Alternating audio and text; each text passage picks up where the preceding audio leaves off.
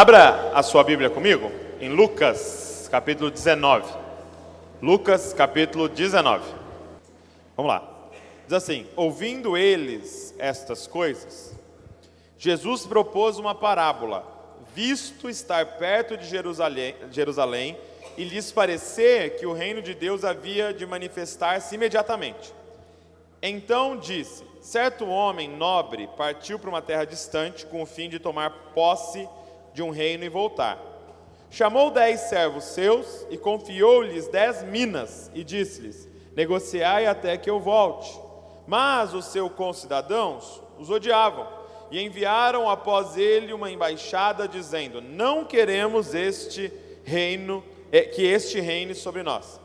Quando ele voltou, depois de haver tomado posse do reino, mandou chamar os servos a quem deram o dinheiro, a fim de saber que negócio cada um teria conseguido. Compareceu o primeiro e disse: Senhor, a tua mina rendeu 10. Respondeu-lhe o Senhor: muito bem, servo bom, porque foste fiel no pouco, terás autoridade sobre 10 cidades.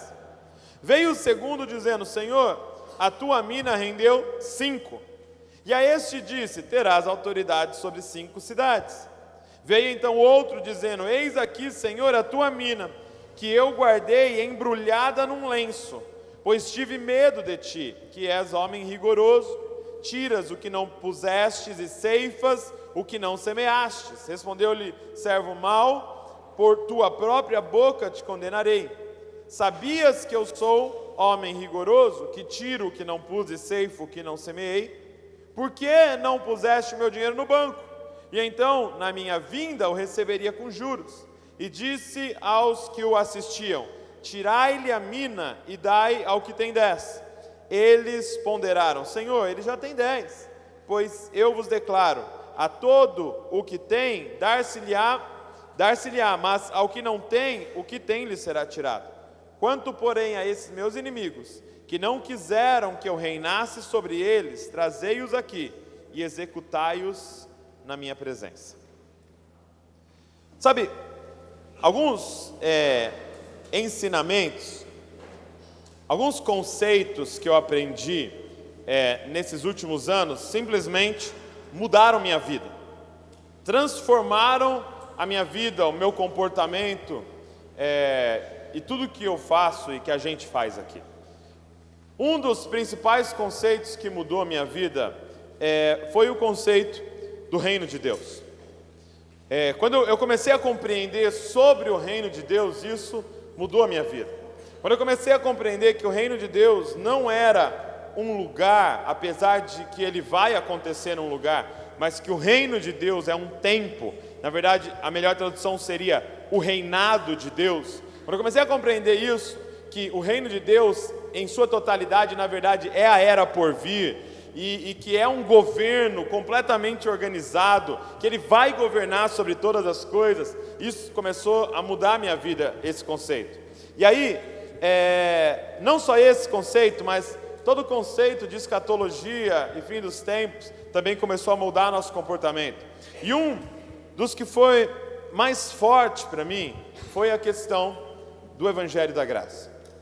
Quando eu aprendi, quando eu entendi, quando me foi revelado, porque eu creio que é uma revelação, quando me foi revelado o Evangelho da Graça, cara, isso mudou completamente a minha vida. Porque eu nasci num contexto cristão, como talvez vários aqui. Quem aqui já nasceu? Quem tem pai crente aí? Pai cristão? Então, vários aqui. Eu nasci nesse contexto. Meu pai é pastor. Meu avô era pastor aqui em Bragança. Então, eu nasci nesse contexto. Você tem noção? Eu falava: pai, queria assistir televisão, pai. Ele gravou uma fita de vídeo assim com 10 horas de desenho bíblico, meu irmão. Era desenho bíblico. Aí eu falava: pai, não aguento mais, quero, sei lá, pintar. Aí ele me dava a muralha de Jericó para eu pintar assim. Fui criado assim, meu irmão. E vários aqui foram assim também. E isso é maravilhoso, não tem noção como eu sou grato a Deus por isso. Mas existe algo perigoso nisso, que é você se tornar alguém religioso. O que acontece? Eu nunca fumei, eu nunca usei drogas, eu posso contar nos dedos, sei lá, os os palavrões que eu falei na vida, porque na minha família ninguém falava palavrão. Eu nunca tinha colocado álcool na minha boca, até na minha lua de mel, que a Val me fez experimentar uma champanhe que eu achei horrível. E de lá para cá também nunca mais coloquei, porque é muito ruim. E então eu cresci nisso, e era muito fácil uma tentação quando você vem desse contexto, é você se apoiar nas suas obras. Eu achava que eu seria salvo por causa das minhas obras.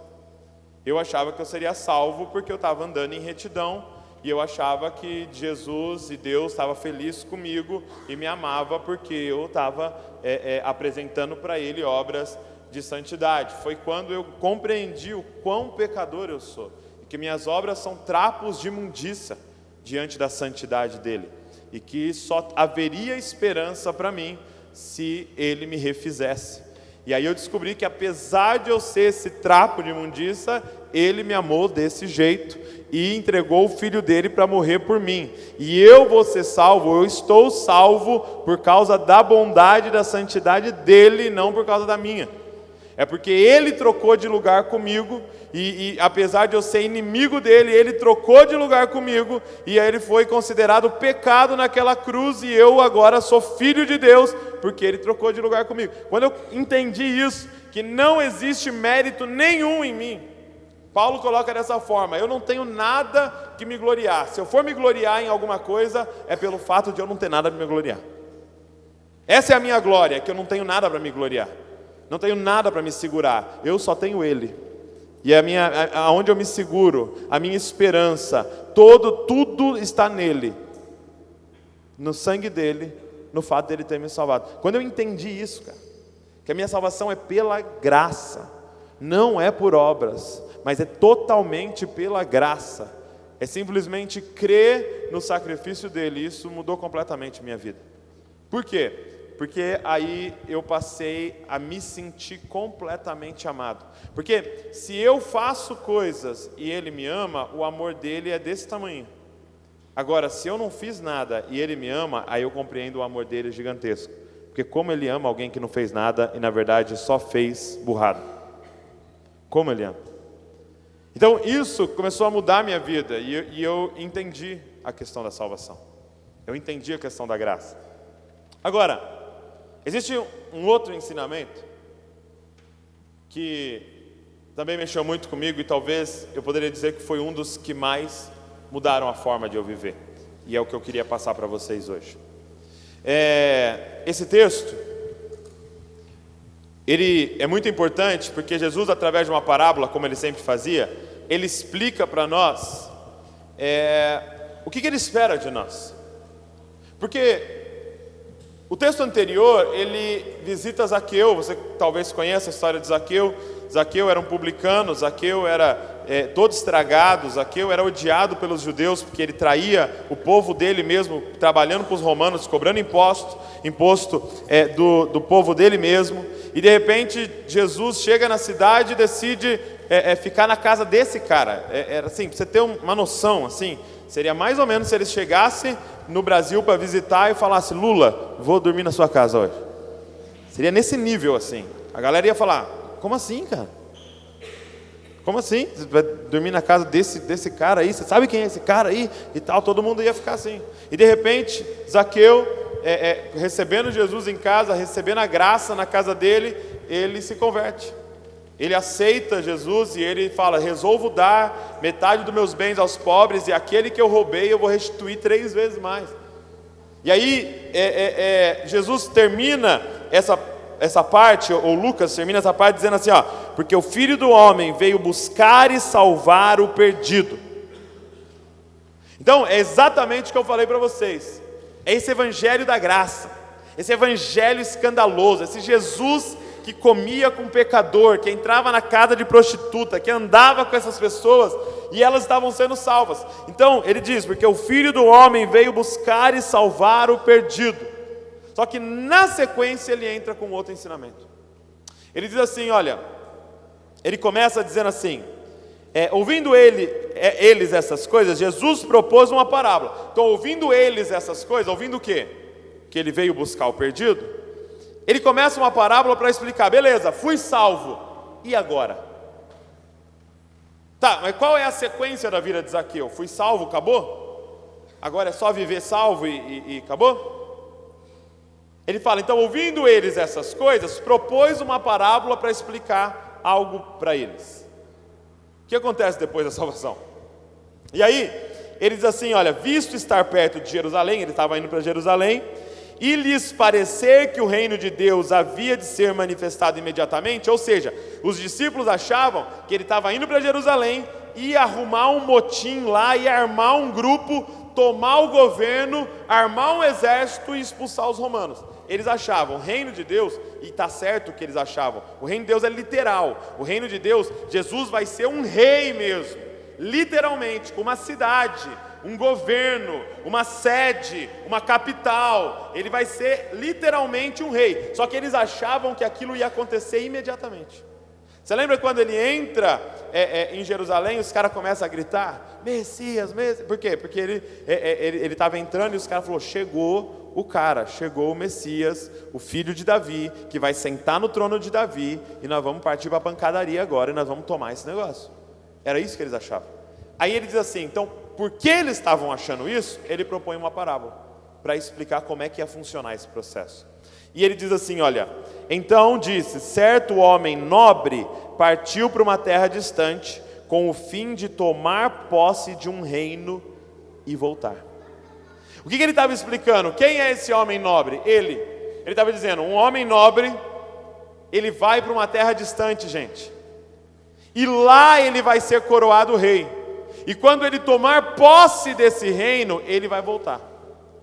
Então o que ele estava explicando é que esse projeto de vir com o reino aconteceria em duas etapas. Ele teria que morrer, por quê? Porque não adiantava, gente, armar um exército, expulsar os romanos, se o mal que tinha nos romanos habitava também nos judeus, e habitava em todos os homens. Então ele precisava fazer algo antes de armar esse exército. Ele teria que morrer por toda a humanidade, para liberar o Espírito Santo para dentro de nós, para começar uma regeneração dentro de nós, antes de armar esse reino, porque senão ia dar na mesma de novo. E aí ele começa a explicar, então, eu vou ter que morrer, eu sou esse homem nobre, por isso que eu sou tão nobre, que eu vou morrer por vocês, e aí eu vou para uma terra distante, que é o céu, as regiões celestiais. Quando eu entrar nas regiões celestiais, eu vou então tomar posse desse reino, eu serei coroado rei. Lembra que ele termina ressuscitado dizendo, toda autoridade me foi dada no céu e na terra? Ou seja, ele vai então se tornar rei, e ele vai para essa terra distante e vai voltar. Olha a promessa, eu vou voltar. Agora, nós estamos nesse período em que o rei já venceu, mas foi para essa terra distante para ser coroado e disse que vai voltar. Agora, ele explica na parábola o que esses servos dele que estão aqui precisam fazer nesse período em que ele ainda não voltou. Ele diz então o seguinte, então eu chamei os meus servos e dei uma mina para cada um. E mina aqui não é menina, tá bom? Pô, uma mina para cada, que legal. Não, mina aqui era dinheiro, agora uma quantia de dinheiro. Então ele deu uma quantia de dinheiro para cada um e disse, eu quero que vocês multipliquem essa quantia de dinheiro, eu quero que vocês multipliquem esse tesouro. Eu estou dando, e veja o evangelho da graça, ele está dando de graça, ou seja, ele está dando, não é pagamento, não é que eles, não era salário, não era mérito, ele deu. O que eu entendo que é essa mina, cara? O que é esse tesouro? É o evangelho de Jesus Cristo, cara. Essas boas novas, isso é um tesouro que foi colocado na nossa vida, que mudou completamente a nossa vida. Ele deu esse tesouro para nós e disse, agora cara, multiplica esse tesouro. Eu vou para uma terra distante, mas eu vou voltar, e quando eu voltar eu quero saber o quanto você multiplicou esse tesouro que eu coloquei na sua mão, cara. Esse negócio que eu te dei de graça, o quanto você multiplicou. E aí ele volta. E quando ele volta, um deles que tinha recebido uma mina, todos receberam igual, ele tinha multiplicado por 10, cara. E ele apresenta para o Senhor, está aqui, 10 minas, ou talvez 11. E aí ele diz assim: então você vai governar sobre 10 cidades. Olha isso, gente. Vai pegando aí. Por causa da forma que você viveu enquanto eu não estava aqui, agora que eu voltei, eu vou deixar você cuidar de 10 cidades. O outro multiplicou por 5. Apresentou para ele: ó, você me deu 1, eu estou te devolvendo 5. Ele disse: por causa do trabalho que você fez enquanto eu não estava aqui, eu vou deixar você governar sobre 5 cidades. E aquele chegou um e falou assim: olha, eu guardei num pano bem escondidinho, tá aqui. Eu acho que esse cara chegou todo orgulhoso, sabe? Tá aqui. Não perdi a mina. Eu acho que ele chegou todo orgulhoso. Como talvez alguém que vai chegar diante de Jesus e falar assim: Senhor, não perdi minha salvação. Jesus vai olhar, e eu não sei quem é que ele chama aqui, deve ser anjo. Ele fala assim: vem aqui, toma a salvação desse cara aqui e dá para o outro. Toma o que eu dei para ele e tira. E eu não estou dizendo que você vai perder sua salvação, mas a verdade é que aquele não vai governar sobre nenhuma cidade, nem sobre a uma que ele tinha. Ele não recebe nada. Agora eu quero que você olhe comigo 1 Coríntios capítulo 3. Vai lá em 1 Coríntios, primeira carta que Paulo escreveu para a igreja que estava lá em Corinto.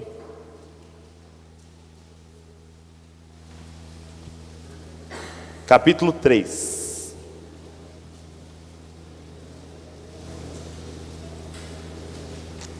O que eu quero dizer para vocês hoje, quero que você grave isso. Uma das pessoas que reforçaram isso, quem começou a plantar isso no meu coração foi o Leandro Vieira. Uma pessoa que reforçou isso muito no meu coração foi um pastor chamado John Bevere. Pois eu quero que você assista, se você puder, uma pregação chamada Movidos pela Eternidade, maravilhosa. E uma frase que ele diz nessa pregação, ele diz assim: olha, presta atenção, onde você vai passar a sua eternidade depende da graça de Deus. Como você vai passar a sua eternidade depende das suas obras. Presta atenção. Onde você vai passar a sua eternidade é salvação, é graça de Deus. Não é por obras, é pela graça. Como você vai passar a sua eternidade depende das suas obras. Cara, presta atenção no que eu estou te falando. Você já parou para pensar o seguinte: toda vez que eu olho para aquele ladrão da cruz, aquele sem vergonha que foi salvo no último segundo, Dimas, o primeiro vida louca da história, você fala, cara, não é possível. Quem já pensou isso? Não é possível que esse cara e Abraão são iguais no reino de Deus. Não é possível que esse cara e Paulo são iguais no reino de Deus. Não é possível que o cara, que o policial rodoviário, o crente, chegou lá e o cara, no acidente, desesperado lá na Ferrari, ele falou: cara, você crê em Jesus? Aceita Jesus? Repete isso aqui comigo. O cara repetiu, tal, creu, morreu. Não é possível que aquele cara e o Billy Graham são iguais no reino de Deus, cara. Não é possível, cara. Que eles estarão no mesmo lugar, isso eu não tenho dúvida.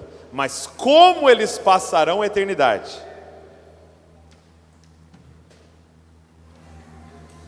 Olha o que diz 1 Coríntios, e eu quero construir isso com você, eu quero construir esse entendimento com você. 1 Coríntios 3, verso de número 10. Olha só. Segundo a graça de Deus, segundo o quê? A graça de Deus, que me foi dada, lancei o fundamento como prudente construtor, e outro edifica sobre ele. Olha só, então Paulo está dizendo: eu lancei os fundamentos dessa igreja, segundo a graça. Qual é os fundamentos dessa igreja? Jesus Cristo crucificado e ressurreto. Esse é o fundamento da igreja. Ele é o Senhor, Ele é Deus, Ele se revelou para nós, nele nós fomos adotados pelo Pai. Isso é graça. Agora olha como ele continua: porém cada um veja como edifica, porém cada um veja como constrói em cima desse fundamento. O fundamento das nossas vidas, gente, é a salvação. O que edifica a nossa vida, o que sustenta a nossa vida é a salvação, e isso é graça. Agora, a partir desse fundamento, cada um vai construir. E aí ele continua dizendo assim, olha, porque ninguém pode lançar outro fundamento, além do que foi posto, ao qual é Jesus Cristo. Contudo, se o que alguém edifica sobre o fundamento é ouro, prata, pedras preciosas, madeira, feno ou palha, manifesta-se tornará a obra de cada um, pois o dia, presta atenção que está em maiúscula, o dia, que é o dia do juízo, o dia demonstrará, porque está sendo revelada pelo fogo, e qual seja a obra de cada um, o próprio fogo o provará. Se permanecer a obra de alguém que sobre o fundamento edificou, este receberá galardão. Se a obra de alguém se queimar, sofrerá ele dano. Meu irmão, deixa eu parar aqui, peraí.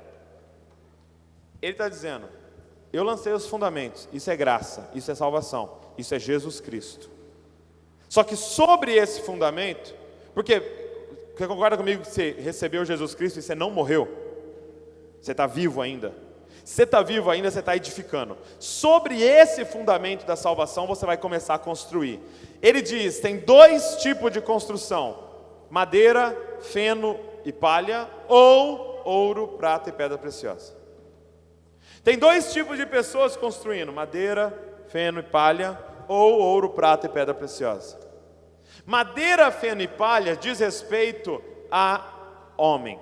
Toda vez que você vê na Bíblia algo de madeira, é referência à humanidade. Isso diz respeito a nós. Madeira é passageiro, é frágil, quebra, estraga, apodrece, diz respeito a nós. Ouro, prata e pedras preciosas fala de Deus, fala de algo divino. Presta atenção, cada um está edificando, e a pergunta é, para quem você está construindo? Cara, para quem você...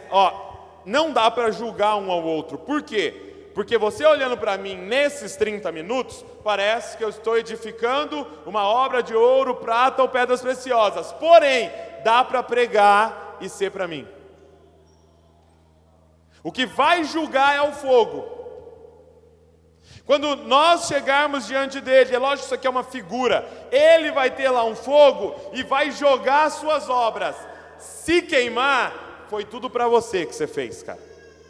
Se permanecer, era para a honra e para a glória dele, tudo o que você estava fazendo. Ele sabe o que o Brisa fez aqui hoje.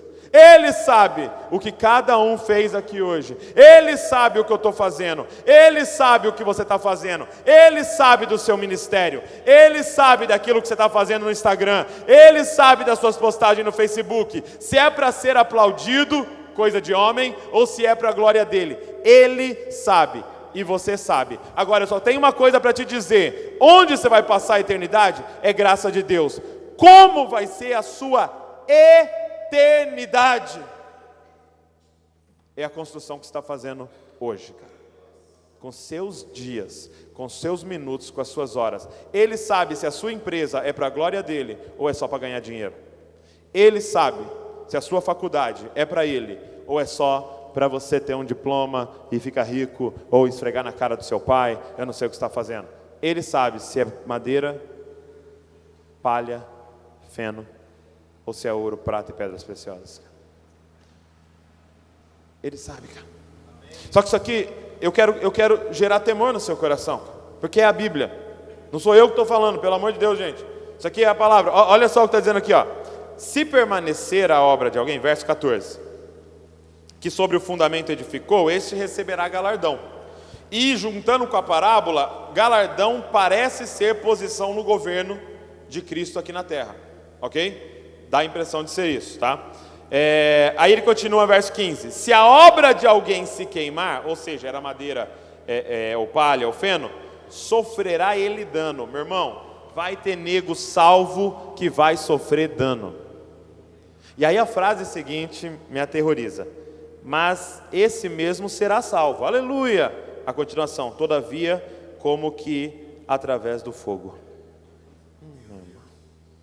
Ser salvo através do fogo. Eu não quero nem saber o que é isso daí. Não quero nem saber qual é a interpretação. Jesus nem me fala o que é.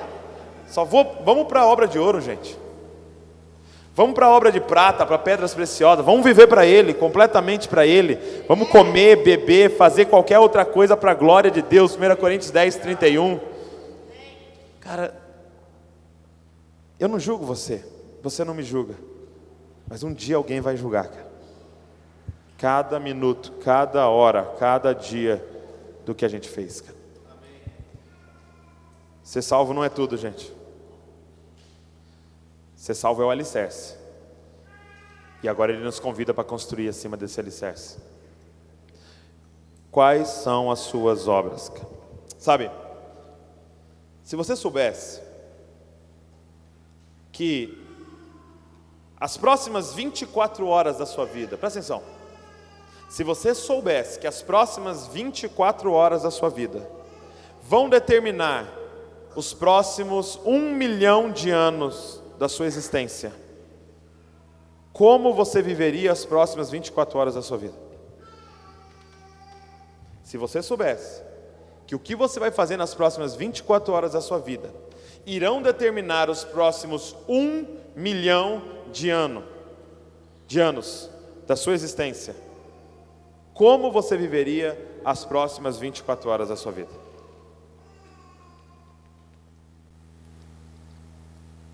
Você viveria, como o profeta diz, deixa a vida me levar, a vida leva eu? Você viveria assim? Você acordaria e falaria: o que eu vou fazer hoje? Não sei. Deixa eu ver se tem uma coisa passando. Onde que eu vou? Acho que eu vou chamar alguém no WhatsApp, não sei o quê. Cara, você viveria assim? Se você soubesse que as próximas 24 horas da sua vida determinariam os próximos 1 milhão de anos da sua existência, como você viveria essas próximas 24 horas? Cara, é essa a informação que a gente está recebendo. O que você está fazendo hoje vai determinar como você vai passar a eternidade. E é por isso que eu digo que é um ensinamento que mudou a minha vida. Por quê? Porque me fez ser intencional. Eu não vou ler qualquer coisa, gente. Sabe, esse ensinamento encerra o assunto de posso ouvir música secular? Então, pode, você faz o que você quiser, cara. Agora, eu não quero perder tempo. No momento que eu ligo uma música, eu quero estar construindo coisa de ouro, de prata e de pedra preciosa na minha vida, cara. Não é questão de pode ou não pode, é questão de, cara, eu estou numa construção, cara. Eu estou construindo. Posso ver o canal, não sei das quantas? Faz o que você quiser, cara. Mas é a obra que você está construindo.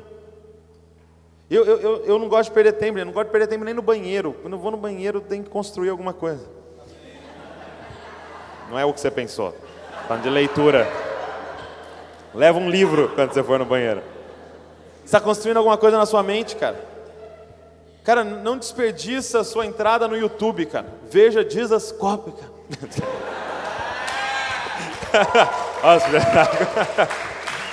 Cara, não desperdiça um livro, não desperdiça uma leitura de um blog, não desperdiça uma música, não desperdiça uma conversa com amigos, não desperdiça um feriado na terça, igual vocês estão fazendo, cara. Não desperdiça, cara, constrói sobre esse fundamento. E por que isso é um fundamento? Porque, cara, agora você sabe que você está salvo. Você está salvo, o Pai te ama e você é dele para sempre. Você está livre agora, você está livre da opinião dos outros. Ninguém nesse lugar precisa me aceitar, Ele me aceitou, meu irmão. Eu estou livre, agora nessa liberdade eu posso construir. E o que você está construindo? O que você está construindo? Cara, viva de forma intencional cada minuto do seu dia. Porque a forma que você está vivendo, as suas obras vão determinar como você vai passar a sua eternidade. Sabe, o que mexe comigo nessa parábola é que um deles guardou terceiro guardou a mina, guardou aquele tesouro. Ele escondeu num pano e guardou. Quando o Senhor chegou, ele mostrou, olha aqui, ó, intacta, limpinha, guarda. Agora, e o Senhor fica bravo com ele, né? E a ponto de tirar dele aquilo, dá para quem já tinha mais. Eu te pergunto por quê? Qual é o problema de guardar? O problema é o seguinte, gente, quanto tempo ele demorou para vir? 10 anos? 20 anos? 30 anos? Não sei, não falo o tempo aqui, ó. Certo que ele demorou um tempo.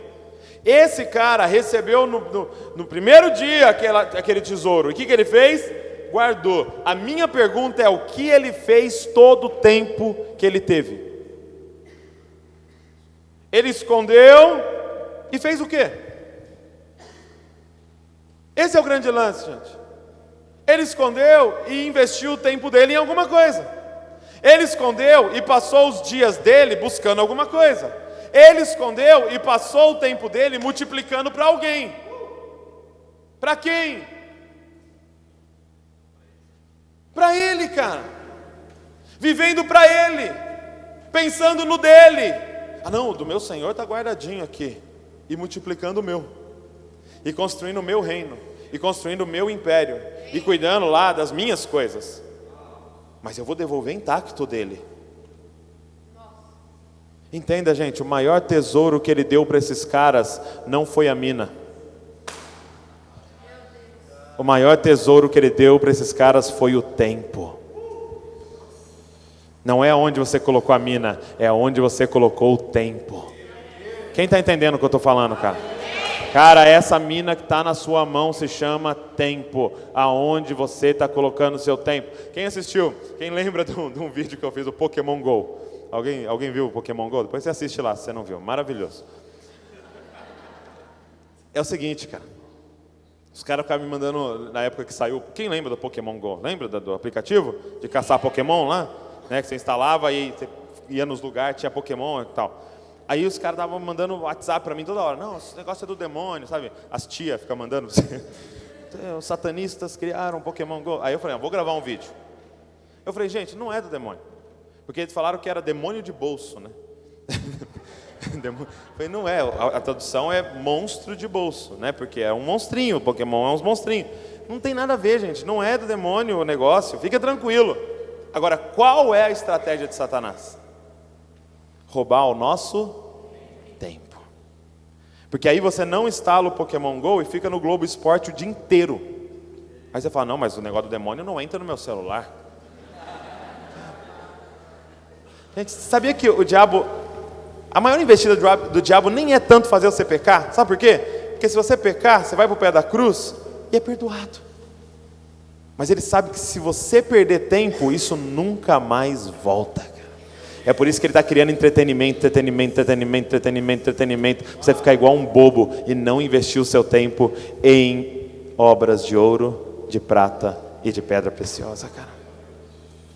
Lembra quando Moisés chega diante do faraó e fala assim, libera o povo, Deus mandou você liberar o povo para irmos adorar no deserto. Sabe o que ele faz? Aumenta o trabalho deles. Por quê? Porque esse povo está com tempo livre para pensar em adorar a Deus, então eu vou aumentar o trabalho deles. É isso que ele está fazendo com nós, cara. Quem tem a sensação que não tem tempo para nada, cara? Será que o faraó já não aumentou o nosso tempo? Já não roubou o nosso tempo, cara? A ponto de não lembrarmos e não termos tempo de adorar. Cara, presta atenção. Esse servo, ele escolheu viver uma vida confortável. Esse servo escolheu a porta larga. Esse servo escolheu não se arriscar. Entenda, o rei não está repreendendo ele porque ele perdeu a mina. Ele não está repreendendo ele porque ele não multiplicou a mina. Ele está repreendendo ele porque ele não viveu uma vida arriscada por amor ao rei. Ele escolheu a vida confortável. Ele escolheu a vida com menos risco. Eu tenho algo para te dizer, o Evangelho é um caminho de risco, o Evangelho é um caminho perigoso. Ele disse, ei, toma a tua cruz, negue-se a si mesmo e siga-me, cara. Ele disse: seu pai vai te odiar, sua mãe vai te odiar, seus irmãos vão te entregar para a morte, cara, se você decidir me seguir. É um caminho de risco, é um caminho que a gente vai perder reputação, que a gente vai perder amigos e que a gente vai perder bons negócios, cara. Só que é um convite a se arriscar pelo Rei, não pelo que vai ganhar aqui, mas por como vai passar a eternidade, cara. Cara, você crê na eternidade? Sabe, o grande lance com esse servo era essa, não era o fato dele não ter multiplicado, ou ter perdido, ou ter pegado só 2, multiplicado por 2 ou por 3. O lance todo que ele disse é: cara, você não se arriscou, cara. Você não se arriscou. Você não viveu. Sabe, eu vi uma vez o Francis Chan dando um exemplo muito legal. Ele trouxe uma trave da ginástica olímpica no púlpito, né? Aí ele falou assim: gente, imagina se uma moça no dia da Olimpíada, ela chegasse o momento da apresentação dela, e aí soltasse o cronômetro, aí ela pegasse e sentasse na barra assim, e ficasse bem quietinha, durante 1 minuto. Aí quando terminasse 1 minuto, ela pulasse da barra e fizesse.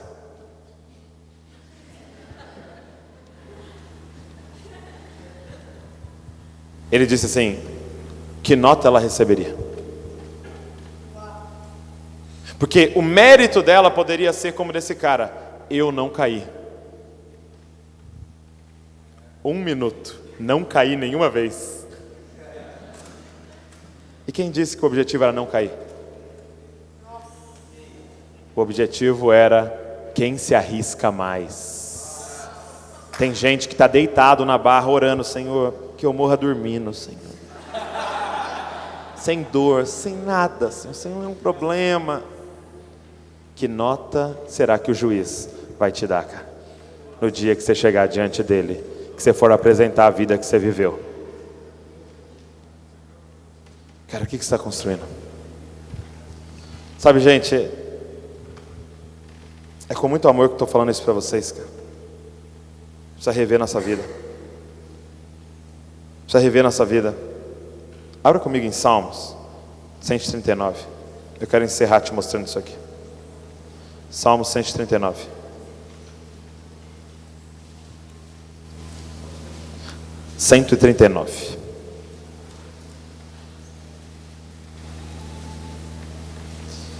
Eu queria encerrar com esse entendimento.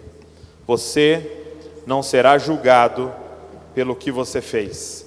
Você será julgado pelo que você deveria ter feito. Ok? Você não será julgado pelo que você fez na sua vida. Você será julgado pelo que você deveria ter feito na sua vida. Olha o que está escrito no Salmo 139, verso de número 16. Os teus olhos me viram, a substância ainda informe, e no teu livro foram escritos todos os meus dias, cada um deles escrito e determinado, quando nenhum deles havia ainda. Cara, Ele te viu antes de você ser formado, cara. Antes de você existir, você já era um sonho no coração de Deus, cara. Ele já te conhecia, Ele já sabia sobre você. E Ele escreveu um livro sobre todos os seus dias, cara. Cada um deles determinado. Presta atenção, não tem um livro só escrito sobre o Obama, tem um sobre você, cara. Tem uma biografia sua no céu, sobre cada um, presta atenção, cada um dos teus dias.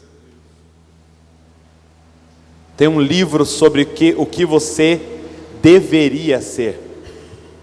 É por isso que a gente precisa urgentemente voltar à comunhão profunda com o nosso Criador, porque Ele escreveu o manual da nossa vida. Ele sabe para que você existe, para que você foi criado, para que você foi chamado. Só Ele sabe. Cara, todos os dias, presta atenção, todos os dias no Éden, na viração do dia, Ele descia e falava. Deixa eu te falar o que está escrito no livro para hoje.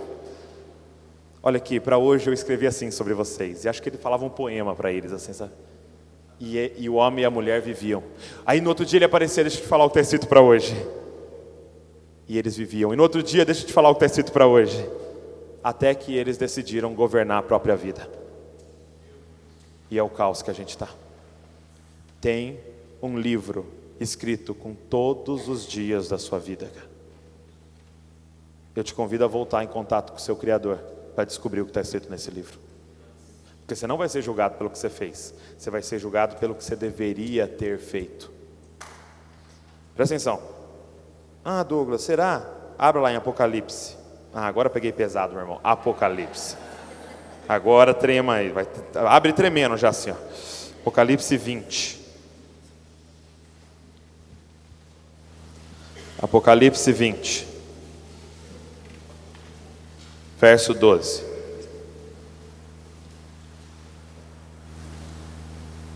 Presta atenção. Vi também os mortos, os grandes e os pequenos, postos em pé diante do trono. Então ele está falando da galera que morreu, ok? E estava ali aguardando para ser julgado, ok? Então, nós provavelmente, se Jesus não voltar. Vi também os mortos, os grandes e os pequenos, postos em pé diante do trono. Então se abriram livros, no plural. Então se abriram livros. E ainda outro livro, o livro da vida foi aberto. E os mortos foram julgados segundo as suas obras, conforme o que se achava escrito nos livros. Meu irmão, um dia nós vamos estar diante de Deus e vão ser abertos livros sobre as obras de cada um. E aí vai ser aberto o livro. E esses dois livros serão comparados. O que ele escreveu sobre você e o que você decidiu viver. E você vai ser julgado a partir desses dois livros. Meu irmão, você precisa voltar urgentemente a ter contato diário com o teu Criador, cara. Porque você não vai ser julgado pelo que você fez, você vai ser julgado pelo que você deveria fazer. Tem gente que é mega bem sucedido na empresa, só que Deus chamou para ser mãe e preparar o próximo pessoa que ia impactar a nossa nação. Você não vai ser julgado pelo que você fez, mas pelo que você deveria ter feito, cara. E tem gente que está trabalhando numa área que Deus queria dentro da igreja. E tem gente que está dentro da igreja e Deus queria trabalhando lá fora. Você não vai ser julgado pelo que você fez, você vai ser julgado pelo que você deveria ter feito. Existe um livro escrito a seu respeito e o Espírito Santo está doido para ler esse livro na sua orelha. Só que você não para, cara. Só que o faraó te encheu de palha, te encheu de trabalho e você não consegue parar para ouvir o que ele escreveu no livro a teu respeito, cara. Gente, aonde nós vamos passar a eternidade é graça, mas como? É obras, cara. É o tanto que você vai se arriscar nesse 1 minuto de apresentação que você tem, porque a nossa vida é um piscar de olhos, cara. Nós já estamos em maio. O que você construiu esse ano?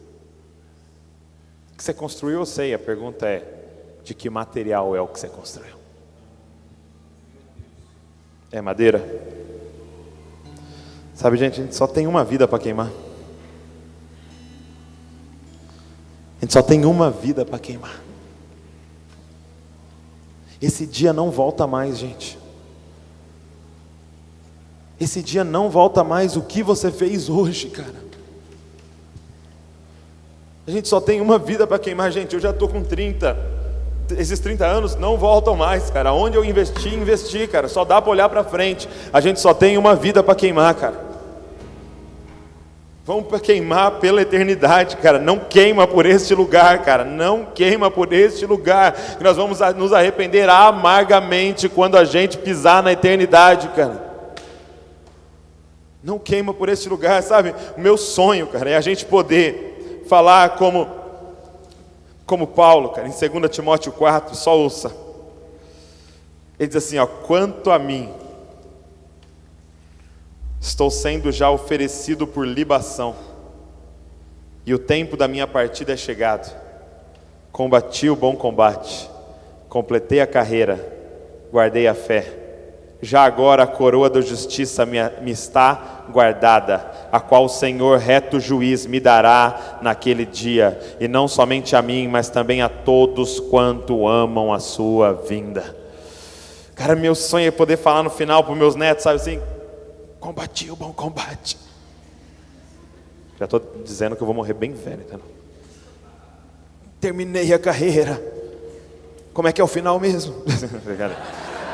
Guardei a fé. Lê para mim aí, meu velho. Sabe, eu vi um cara dizendo assim, ele dizia assim, sabe qual é o lugar mais rico do mundo? Ficou famosa essa história. Sabe qual é o lugar mais rico do mundo, cara?